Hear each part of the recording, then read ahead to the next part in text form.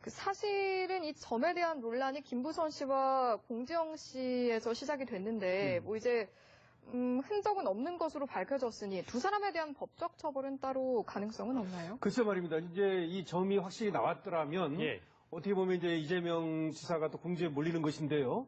오히려 반대로 확신에 차서 얘기를 하지 않았습니까? 네. 그런데 이 점이 나오지 않음으로써 김부선 씨의 말이 오히려 허위가 아니냐, 예. 거짓이 아니냐, 예. 과거 연인 관계였다라고 하는 말도 믿을 수 없는 것이 아니냐, 예. 이런 얘기가 나올 수 있고요. 예. 그다음에 이번에 신체의 특정 부위에 점이 있다고 이렇게 공개적으로 얘기를 했는데 네. 그것이 없으니까 오히려 허위 사실을 적시했다. 예. 이렇게 볼 여지도 있거든요. 그래서 이제 이재명 지사의 명예가 훼손됐다라고 본다면 예. 형법상의 허위 사실 적시에 의한 명예훼손죄라는 게 있습니다. 예. 뭐 그런 것도 가능성은 있는데 박근혜 정권 때도 문제되지 않던 사건입니다. 6년이 지난 이 시점에서 왜 이런 과도한 일이 벌어지는지 좀 납득하기 어렵습니다. 압수해간 거는 내 전화기 하나입니다. 그 전화기 하나를 찾기 위해서 이렇게 요란하게 압수수색을 했는지 좀 이해가 안 됩니다. 세상이 티가 돌 것이 진실에 기초해서 합리적 결론이 날 것이라고 믿고. 그렇습니다. 이미 두 차례나 압수수색이 7월 달에 있었습니다. 두 차례의 압수수색에도 불구하고 지금 3개월이 지난 수사 마무리 시점에서 예. 또다시 과도한 압수수색이 이렇기 때문에 그런 입장을 밝히셨습니다. 그 7월에도 자택 압수수색이었습니까?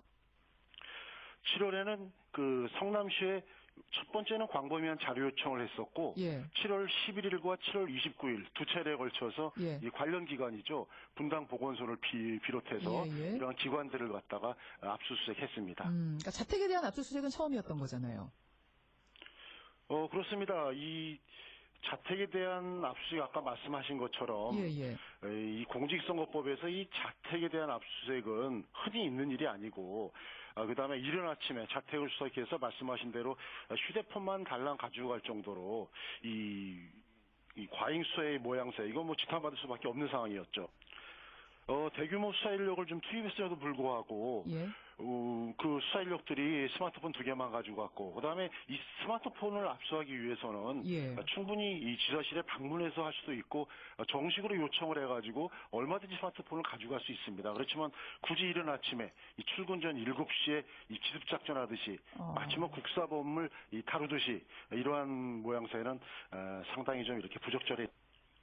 그렇습니다. 이 선거의 사안 자체도 이게 지금 6년 전부터 선거 때마다 단골 소재로 나와 있었는데 이거를 갖다가 더 밝히기 위해서 물론 뭐 공정한 수사를 진행해야겠죠. 그렇지만 이 압수수색의 이 진행 과정과 예, 예. 그다음에 방식 이 두 가지 모두 다 이번 사안은 좀 이해하기 굉장히 좀 어렵습니다. 그 부분을 제가 좀 코멘트하기 어렵습니다. 그렇지만 이 부분에 대한 그 사안들 예. 이 공직선거법과 관련된 거는 뭐 아시겠지만 6개월 내에 수사를 신속하게 종결해야 됩니다. 예, 예. 이 여기에 기초해가지고 6월 13일 선거가 끝나고 나서 7월 초에 이미 기초적인 자료를 다 요청하고 압수수색했고 계속해서 참고인 조사를 어느 정도 마무리했습니다. 그런데 지금 수사 마무리 시점에서 예, 예. 이렇게 과도하게 한 부분, 이 부분을 정말 이 수사팀에서 누가 보더라도 이재명 지사의 개인에 대한 뭐 흠집 주기, 망신 주기, 검증을 받겠다라고 했는데 자 검증을 받으면 둘 중에 한 사람 있다는 사람과 없다 그런 사실이 없다라고 말하는 사람 둘 중에 한 명은 정말 크게 처벌받는 겁니까? 글쎄 이거 가지고 이제 처벌받는 건 아닌데 가장 두 가지잖아요. 방법은 네. 아마 뭐 신체 이제 은밀한 부분을 검증을 받아야 되는 건데 수사기관에서 하는 게 있고 아니면 병원 같은 데 가서 하고서는 뭐 이건 뭐 진단서 틀릴 건 아닌데 어쨌든 그런 공식적으로 문서를 수사기관에 제출하는지 이런 둘 중에 하나인데 아마 이제 수사기관 직접 가는 방법을 택할 거예요. 그게 아마 제일 확실하니까요. 네. 근데 점이 없으면 참 이런 얘기 일요일 아침부터 하니까 좀 민망하긴 한데 어쨌든요. 오후입니다. 네? 네. 오후군요. 네. 일요일 오후부터. 예. 그 점이 없으면 김부선 씨가 거짓말하는 거죠. 그렇죠. 그죠? 점이 없으면. 근데 점이 없으면 김부선 씨가 거짓말하는 건데 점이 없다고 해서 두 사람의 불륜 관계가 없었다라고 말할 수는 없어요. 그죠? 그렇잖아요. 근데 다만 이제 김부선 씨가 결정적 증거야! 라고 들이미는 게 거짓말이 되면 김부선 씨의 다른 진술까지 전부 다 이제 신빙성이 없어지니까 저 이재명 지사는 완전히 유리한 고지에 쓰는 거고. 근데 진짜 점이 떡하니 있다. 그러면 김부선 씨 말이 맞는 거잖아요. 네. 그러면 이제 이재명 지사가 굉장히 이제 곤란해지는 거죠. 물론 뭐 그 사람의 은밀한 부분의 신체 특징을 여자가 알았다고 해서 그게 다 뭐 불륜으로 꼭 이어지는 건 아닌데 네. 그렇지만 정황으로 봤을 땐 굉장히 두 사람 간에 뭔가의 관계가 있었구나라고 이제 추정할 수 있는 근거가 되고 그렇게 되면 김부선 씨가 제기하는 다른 이제 진술들의 신빙성이 높아질 거기 때문에 이게 점이 있냐 없냐가 좀 중요한 분수령에 선 거는 있냐 없냐가 이제 중요한 요소가 된 거는 맞는 거죠. 본인이 저렇게 이제 검증까지 받겠다고 이 지사가 이제 이야기를 했는데 그까지 나오기까지 김부선 씨가 어떤 얘기를 했었는지 한번 그 맥락을 그 목소리를 통해서 직접 들어보겠습니다. 유부남인 거 알고 저를 설득했을 때 불행한 결혼 생활을 하고 있다 각방 쓴다고 했을 때 이혼할 수도 있잖아요. 그래 김부선 혼자 외로웠는데 수십 년간 그래 이런 남자친구로 사귀다가 결혼도 할 수 있겠지 이런 생각이 들었어요. 나이 들어서 인생 겪고 좋은 친구가 될 수 있고 좋은 연인이 될 수 있고 좋은 부부의 연을 맺을 수도 있잖아요. 전 그런 희망을 품었어요. 근데 결국에는 너 마약쟁이지 너 마약점과 많지 그 외에는 차마 입으로 옮길 수 없는 저는 연인밖에 알 수 없는 가족의 비밀, 신체의 비밀을 다 알고 있습니다. 네. 이 교수님 뭐 어떻게 보셨습니까? 좀 이제 이거 그만했으면 좋겠어요. 우선 확실한 것은 둘 중에 하나는 거짓말하고 있는 건 확실한 거 아닙니까? 방금 김 변호사님 말씀대로 처음 빼면 어떡할 거예요? 그리고 나는 오른쪽이라고 했는데 알고 봤더니 왼쪽이더라. 코미디입니다. 요즘은 또 강용석 변호사가 등장해가지고 완전 관종 분위기로 가고 저는 뉴스도 좀 어느 격조가 있어야 되는데 수사기관에서 빨리 이제 정리를 해서 둘 중 하나는 분명히 거짓말을 하고 있고 또 그 내용이 그 과정에서 명예훼손이든 공직선거법 위반이든 어느 정도 정리가 돼서 마무리가 됐으면 좋겠어요. 네. 국민들 좀 식상해 하고 있습니다. 어쨌든 경찰이 지금 수사하고 있는 대목은 지금 이 교수님 말씀하신 것처럼 뭐 그런 부분도 있지만은 공직선거법을 위반했는지 안 했는지 이 부분은 좀 가려야 되지 않을까 싶은데 바로 토론회 때 유권자들의 선택을 호소하는 토론회 때 이재명 지사의 말이 진짜인지 아닌지 그거를 이제 경찰이 가려야 되는 거거든요. 그렇습니다. 자, 토론회에서 무슨 얘기를 이재명 지사가 했었는지 한번 지금 직접 보겠습니다. 5월 17일 광우병 집회가 있었고요. 광화문 낙지집에서 여배우와 식사를 하신 뒤에 국가인권위원회 주차장에 가셨죠? 예 아니면 말씀하십시오. 집회에 그 사람을 만난 일은 있는데 아니 예 아니오만 말씀해 주십시오. 아닙니다. 국가인권위원회 주차장에 안 갔습니까? 아닙니다. 예 됐습니다. 9개월에서 2년 사이에 옥수동에 몇 번 갔습니까?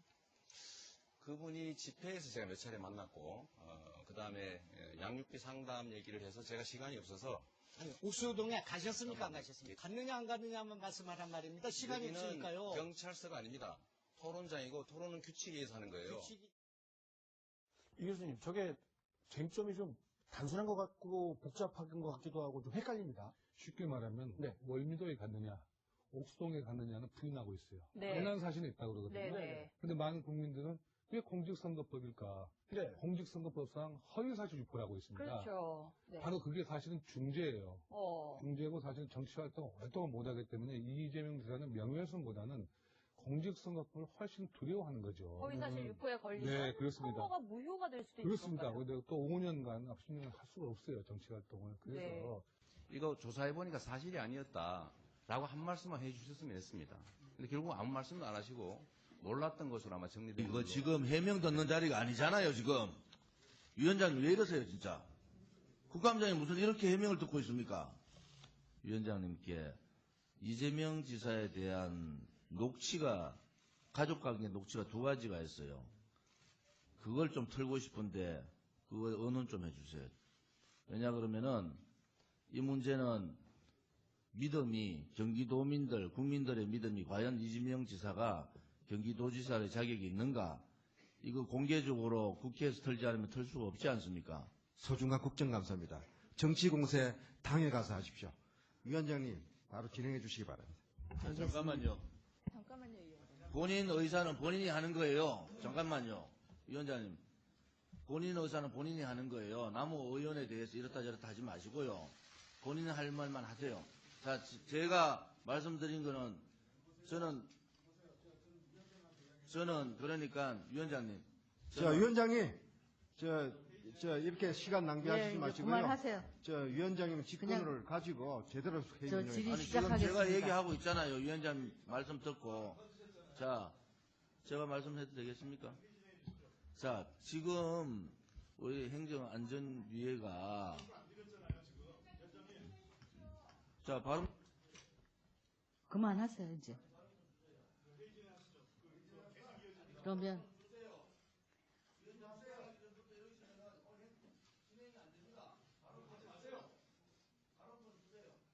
하지 않으면 진행할 수 있잖아요.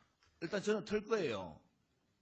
저는 트는데 그 부분에 대해서 의원이 어떤 질의를 하든 그 부분에 대해서는 막으면 안 되는 겁니다. 그게 국회법에 되느냐 안 되느냐만 따져주기를 바란다는 거예요. 이것이 국회법에 합당한지 안 한지만 따져달라는 겁니다.